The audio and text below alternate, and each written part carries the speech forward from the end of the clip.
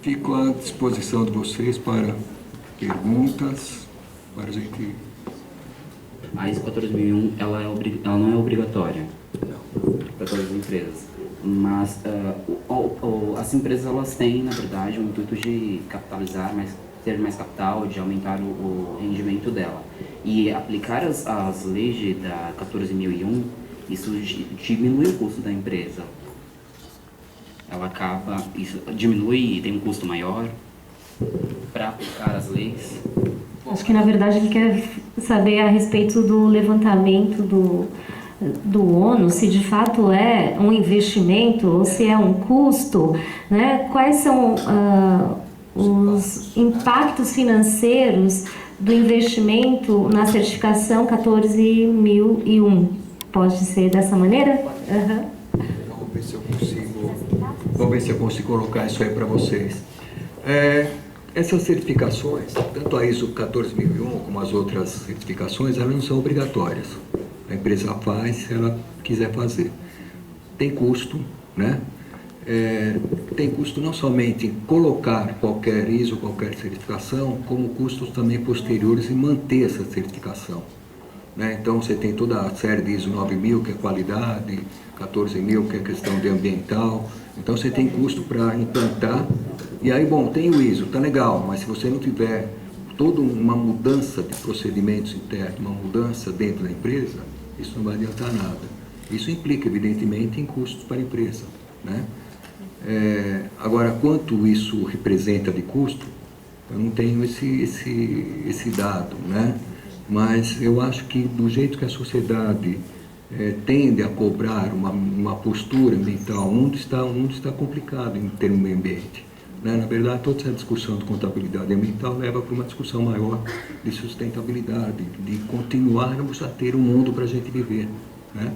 Então, a cobrança da sociedade vai fazer, eu acredito, que a cobrança da sociedade vai fazer com que as empresas investam mais nessas certificações, que elas façam esses procedimentos para identificar o que ela tem de externalidades positivas, o que ela tem de gasto, e que desembolse dinheiro, recursos para cobrir esse gasto, para repor o que ela está utilizando, né? Isso tanto em termos de contabilidade como em termos de economia.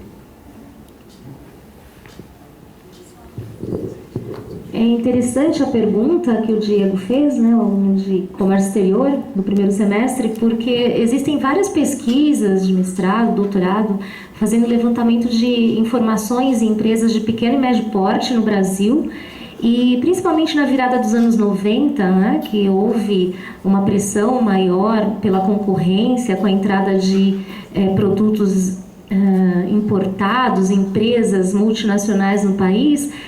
Toda essa entrada de multinacionais fez com que as nossas empresas nacionais de pequeno e médio porte e até grande porte tivessem que fazer novos investimentos. E um deles foi esse processo de busca por conhecimento organizacional, aplicar conhecimentos focados no processo de qualidade e, como consequência, grande parte buscava a certificação, né? Só que a certificação tem um investimento inicial muito alto por parte das empresas. Em paralelo, algumas empresas de pequeno e médio porte começaram a fazer modelos de gestão que valorizassem os processos de qualidade, sem, no entanto, conseguir a certificação, porque a empresa tem que contratar o auditor para ir até a empresa, para fazer o levantamento, e são horas de consultoria, existe um investimento financeiro, né, que no médio e longo prazo ela colheria com a possibilidade de vender seus produtos e serviços até para outros mercados. Mas é interessante que o processo de certificação ambiental é quase uma evolução, né, da busca por padronização, por busca de uma visão que a empresa ela tem que entender a sociedade de uma forma mais ampla. E o professor colocou uma definição de contabilidade muito interessante, né, a contabilidade como uma ciência social, né? Para os leigos, inicialmente, vem dos números, né, os demonstrativos de resultados, a gente imagina, nossa, sim, área das ciências duras, ciências exatas, mas na verdade é uma tentativa de espelhar, né, em um documento que retrate o que a empresa, enquanto organização viva, que interage com os seus atores sociais, com o meio ambiente, o que existe de fato e como mensurar. Eu acho que o grande desafio é esse, né?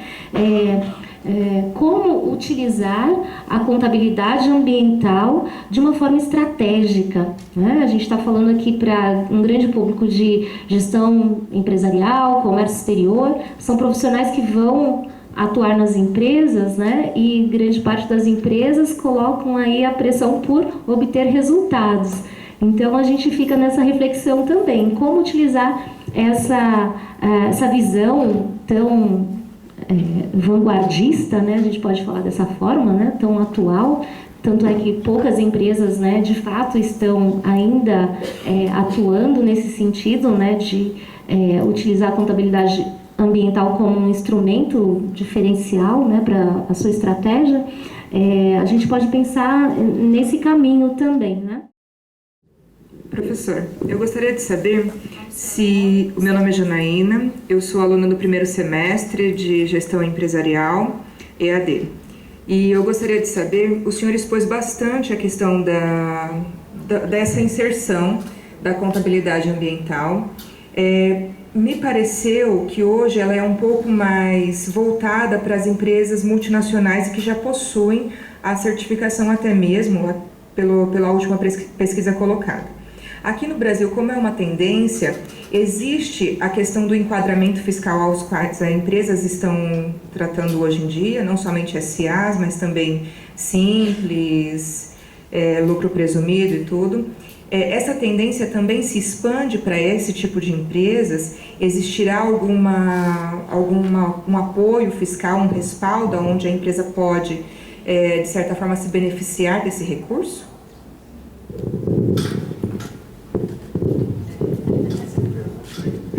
Interessante, né?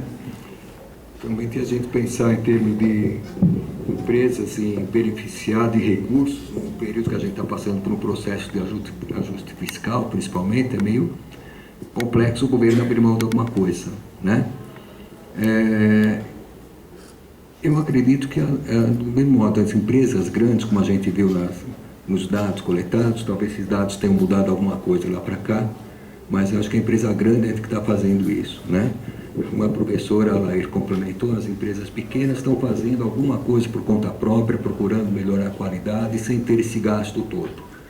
Eu acho que quem vai fazer com que a gente encaminhe efetivamente vai ser a própria sociedade, vai ser aqueles stakeholders que vão cobrar posturas ambientalmente corretas das empresas. Acreditar que o governo vai fazer alguma coisa, eu tenho minhas dúvidas, né? Principalmente nesse momento. O governo ele quer cada vez arrecadar mais, né? Ele tem uma máquina administrativa muito grande, ele precisa de muitos recursos, né?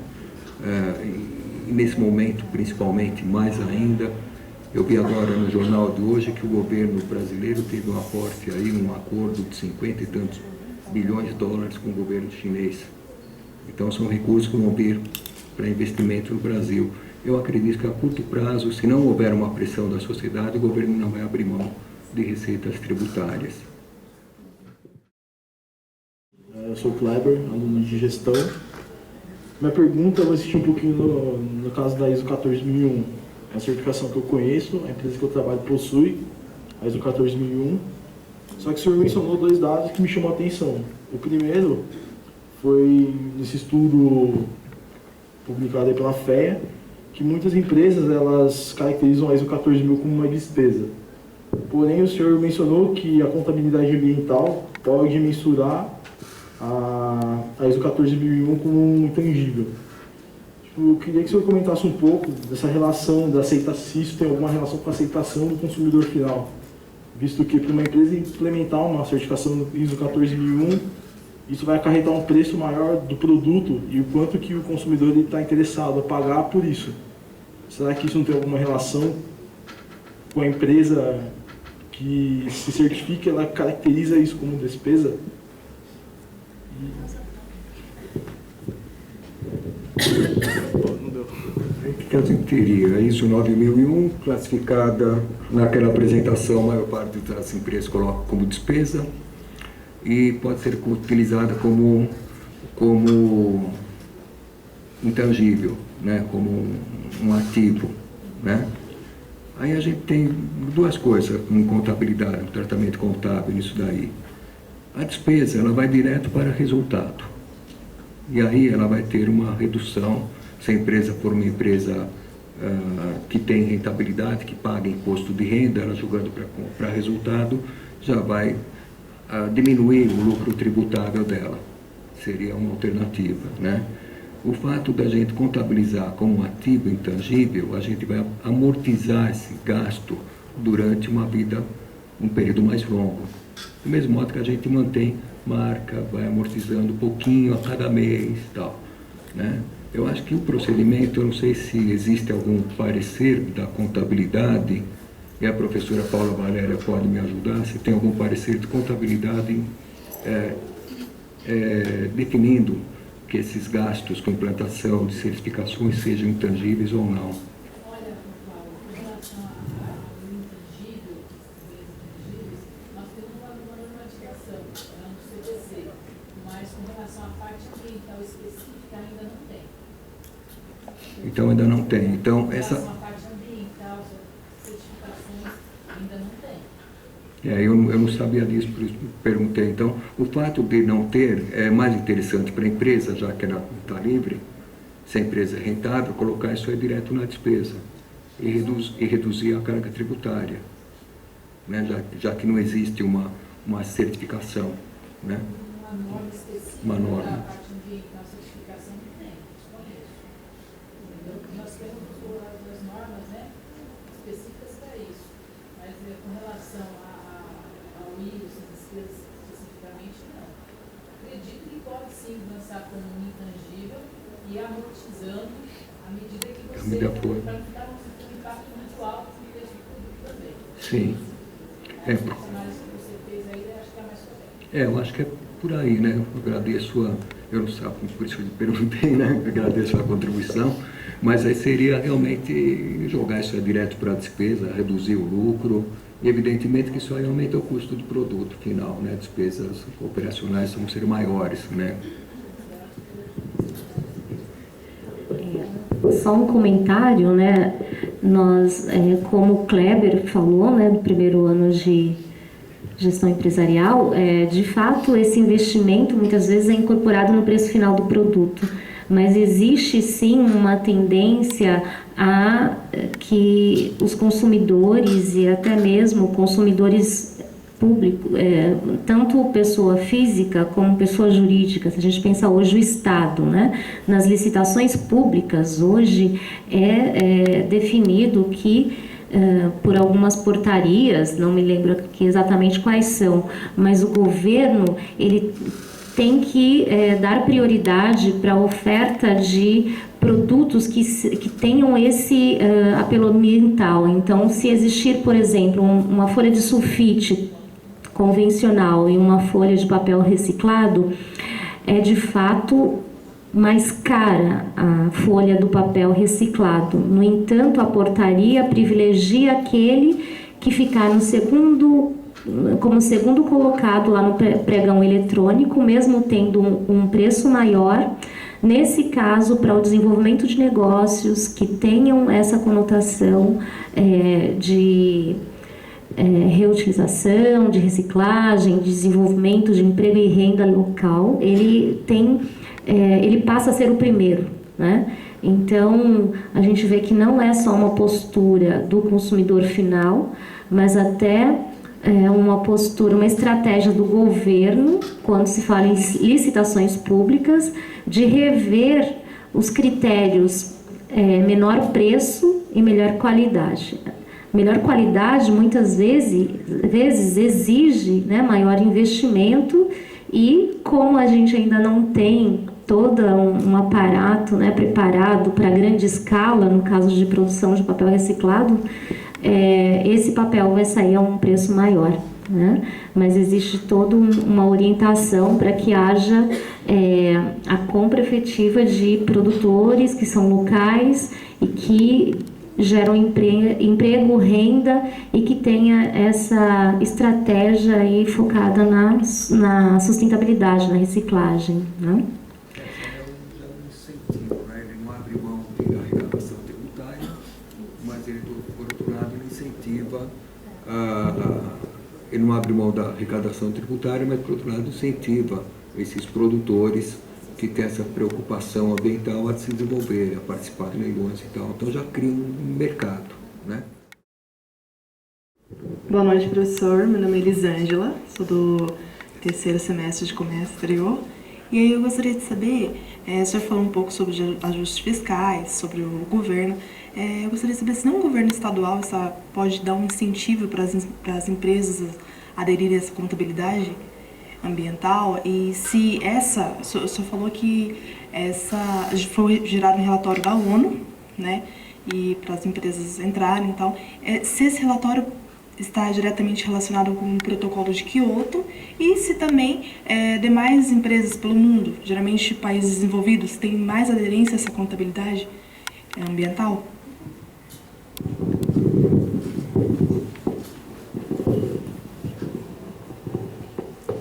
Fez 3 perguntas, eu não sei se eu sei responder as 3. A segunda, se ele está vinculado ao protocolo de Kyoto ou não, eu não sei te responder, né? O protocolo de Kyoto foi um protocolo de preservação do meio ambiente e tal. O Brasil, não sei se ele foi signatário desse protocolo, não sei se está seguindo. Foi? Mas eu não sei te dizer se tem alguma vinculação esse parecer da ONU. Outra coisa, o incentivo dos governos estaduais para a adoção, né, de medidas de preservação ambiental, eu acho que seria importante, seria interessante, mas volta lá no caixa dos estados, do órgão, do estado de modo geral, seja ele na esfera municipal, estadual ou federal. A crise pega todas as 3 esferas. Então, a restrição orçamentária das 3 esferas. Eu acho que o incentivo é mais no sentido do que a professora Naig levantou, de ter nas compras de produtos, priorizar, então, compras de fornecedores que tenham essa postura ambiental. Incentivo diretamente, eu não acredito. É outra pergunta aqui que foi mesmo, desculpa. Se os países desenvolvidos têm mais aderência à contabilidade ambiental? Eu não tenho essa informação, sinceramente não pesquisei sobre isso. Então a resposta que eu posso dar é uma questão de senso comum, eu acredito que tenho. Mas eu não tenho nenhum dado concreto sobre isso, não fiz essa pesquisa, fico te devendo. Você tem alguma informação mais a respeito? Bom, nós temos aqui na sala a professora doutora Denise Cury, que tem um livro publicado na área. Professora, você pode vir um minutinho aqui para falar a respeito dessa questão, que é a sua métier? A professora Denise, ela leciona também a disciplina de gestão ambiental aqui no curso de comércio exterior. Pode ficar, professora. Só para fechar, né, com a conclusão aí dessa questão. Professora, por favor. Uma das perguntas era sobre o protocolo de Kyoto. Não é isso? Quem fez a pergunta? Então, não. Na verdade, são 2 coisas diferentes. O protocolo de Kyoto é uma decorrência da Rio 92, né? Então, foi um compromisso assumido entre os países signatários para tentar manter a emissão dos gases de efeito estufa no nível estável, para que então se começasse a reduzir a emissão dos gases. Quanto às políticas públicas, na verdade, assim, existem algumas políticas que são um pouco tímidas, né? Então, assim, em alguns casos o governo pode dar isenção de impostos ou tecnicamente, eu não sei como é que é, mas a depreciação acelerada, né? Ou alguns subsídios. Então, se você usa uma tecnologia limpa, você pode ter algum subsídio. Tem uma outra coisa que eu acho que é super importante, que eu acho que é o que provoca um reflexo maior, que é o papel dos bancos. Então, assim, internacionalmente existe um acordo entre bancos para não fornecerem financiamentos a empresas que tenham problemas com sustentabilidade. Então, se vocês estão acompanhando na mídia, em função do caso Petrobras, as construtoras estão sem crédito, né? E por que elas estão sem crédito? Porque os bancos, em função deste acordo, que é o Protocolo do Equador, eles não estão mais concedendo financiamentos às construtoras, porque elas estão envolvidas em questões ilícitas. Aí você tinha feito uma outra pergunta. Se os países desenvolvidos, têm mais aderência a essa contabilidade ambiental? Então, veja bem. Assim, você tem algumas empresas, né, que elas estão mais envolvidas, né? Principalmente por uma questão de imagem. Então, por exemplo, se você pega uma Volkswagen, né, a Volkswagen ela é toda envolvida com questões ambientais, isso mundialmente. Então, se você quiser entrar numa cadeia produtiva da Volkswagen, você tem que ter uma certificação ambiental. Então, muitas vezes isso obriga as pequenas empresas a obterem uma certificação para poder entrar numa cadeia produtiva. Então, por exemplo, na Alemanha, né? Na Alemanha a questão ambiental é muito forte. Então, a maioria das empresas alemãs, elas são certificadas, elas têm algum tipo de certificação ambiental. Se você quiser exportar para a Alemanha ou exportar para alguma empresa da Alemanha, você vai ter que ter certificação também. Então, se você tem alguns países que isso é bem forte, ou porque a população ela está super consciente dos impactos que a gente provoca no meio ambiente, ou porque ela não tem recurso. Então, por exemplo, você vai para o Japão. O Japão também é super desenvolvido nas questões ambientais. Por quê? Porque lá não tem. Então, eles não têm espaço para jogar lixo, eles não têm recursos da natureza. Então, eles são obrigados a reciclar lixo, a ter reciclagem energética, tem imposto ambiental. Então, assim, no Japão se adota uma série de medidas porque eles precisam, né? Na Alemanha, ao contrário, se adota uma série de medidas porque a população é bastante consciente. Acho que é isso.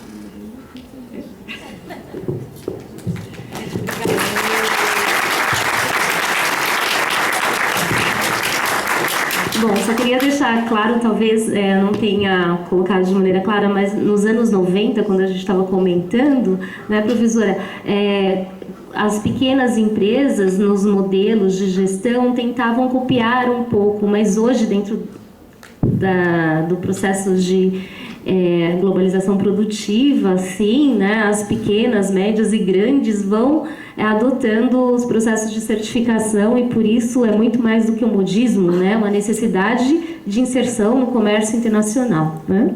Mas eu quero agradecer, né, ao professor Paulo Mazes, que se dispôs a vir aqui conversar com vocês a respeito de um tema que ele também pesquisou. Todo professor é um pesquisador, né? Pesquisa para preparar as aulas, pesquisa para fazer projetos de pesquisa e a gente quer agradecer imensamente a disponibilidade dele em vir aqui conversar com vocês. A professora Denise, né, que é especialista na área e desde já fica convidada para o nosso próximo congresso de gestão, para o ano que vem, ter uma pitada aí do seu conhecimento para os nossos alunos de gestão empresarial também.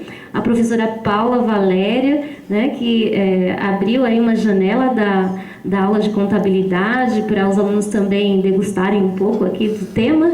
E amanhã, quarta-feira, nós continuamos as discussões. Existem 3 temas para amanhã, né? São 3 palestras consecutivamente, por isso eu vou chamar a atenção em relação ao horário. Nós começaremos às 7h15 da noite e por hoje é só, né? Boa noite a todos.